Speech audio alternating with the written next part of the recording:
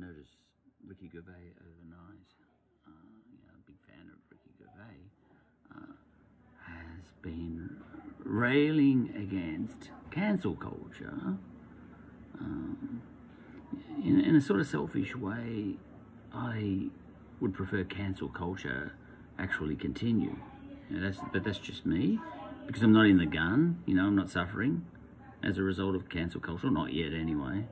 So maybe if I start suffering as a result of cancel culture, then I might start hating it. But for the moment, if it's not hurting me, I'd rather there was more of it, because it gives you more fodder for comedy, to think of funny jokes to tell yourself, So I'm all for society putting constraints on the people, no matter what those constraints are, because that's what sits behind British comedy, because the British comedy historically has been a comedy of manners.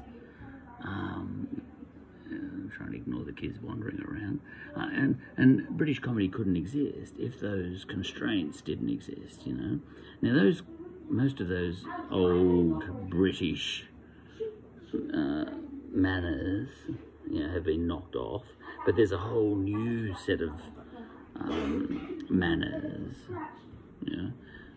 in the world now. I think that gives us a chance to have a whole new comedy. A whole new comedy, new fodder for new comedy. Because it doesn't matter what the constraints are, but have them, so that we can joke against them. So, I'm all for cancel culture, but that's for selfish reasons only, because I'm not actually a comedian, and that's that, you know what I mean? I'm not in the gun, it's not going to affect me, or it's not yet, and it probably never will, So, I'm all for cancel culture. But Ricky Gervais, he made a comment that he wouldn't want people to hear him say something in a comedy context and imagine that thing he just said was his views, or those things he said were his views, which is interesting. Because I think there are two types of comedy in the world. Look, there's hundreds, but there are two certain types of comedy in the world. One is the direct approach, where to use comedy to express your views, you say those views, but in a comical way, of course, or else it's not comedy, So if you want to say that, Tony Abbott is a fascist, for example, or that Julia Gillard is a Trotsky or something, Trotskyite, then you just say that, but you say it in a funny way, and you take Tony Abbott off and you march around the stage in your red underpants with jack boots on or something, and the same in reverse, with Julia Gillard, for example, and you want to make her out to be, a Marxist, Leninist or something, and, you say, Julia Gillard is a Marxist, Leninist, socialist, and you actually dress her up as Chairman Mao or something, or a Marxist, Leninist. But that's the direct approach. So people, I think, are getting conditioned to think that that's how comedy works, the direct approach comedy, And when someone comes along and does that old British thing, but ancient Roman thing, like satire and all that sort of stuff, and they use comedy to say the exact, and say that their views are, and say the exact opposite of what their views are. That's the other type of comedian, that's the indirect comedy, and you might say, if you want to have a crack at Tony Abbott, you say, I love Tony Abbott. In fact, I've started wearing red Speedos down the street because I want to be just like him. Now, you're having a crack at Tony Abbott there, because clearly you wouldn't want to do that. Not in winter, So, now, the people who are, you know, I don't care about the whole cancel versus non-cancel thing. You know, I don't care about that. What I'm more curious about is this comment that Ricky Gervais made that, you know, if I wouldn't want you to listen to something I said and to think that I'm saying that. You know, 'cause by saying that, I'm saying the opposite of that, you know.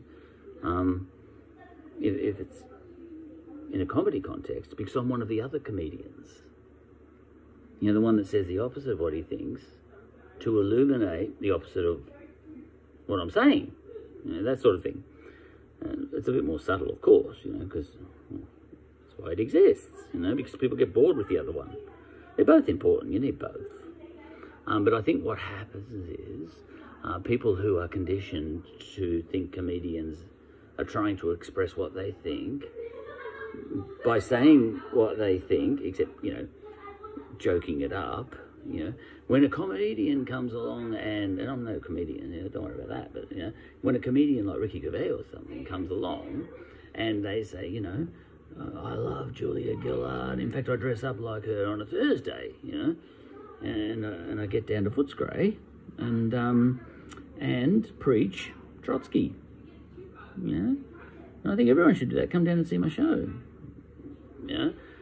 And someone comes along like that, and there's a right-winger in the audience or something, and they says, you bastard. You know, I hate Julia Gillard, and I hate you.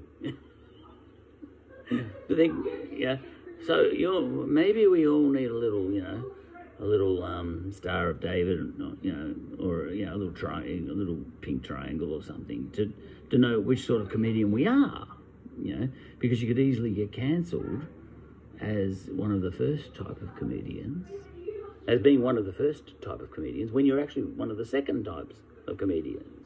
You know, so maybe we need a little, you need a circle, you know, no, you need a square if you're more the direct approach, you know, type of comedian.